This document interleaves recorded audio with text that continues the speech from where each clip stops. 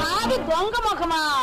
మీది దొంగ ముఖం, మీ అత్తది దొంగ ముఖం, మీ అమ్మది దొంగ ముఖం, మీ కుటుంబంలో అందరిది దొంగ ముఖం. మీ అమ్మ కడుపు మాడ మీ నోరు పడిపోను. నాది దొంగ ముఖమా? నీ కుటుంబంలో ఒక్కొక్కరి సంగతి చెప్తా నేను. స్వరాజ్యం కోసం జైలుకెళ్ళానని చెప్పు తిరుగుతున్నాను నీ మామ.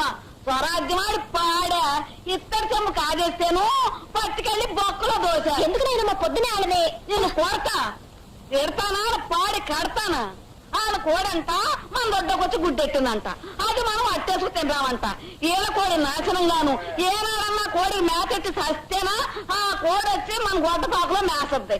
పీకల మయ్యా మేసి అది కదలలేక అక్కడ గుడ్డెడితే మన తప్ప. ఈసారి ఆ కోడి రాని దాన్ని కోసి పోలేరమ్మ తల్లికి నైవేద్యం పెట్టకపోతే నా పేరు పాడి సుందరమ్మే కాదు. ఊరుకోనాయనమ్మా. నేను నోరు అంటుంటే అడ్డమైన వాళ్ళు వాగుతుంటే నన్ను ఊరుకోమంటా.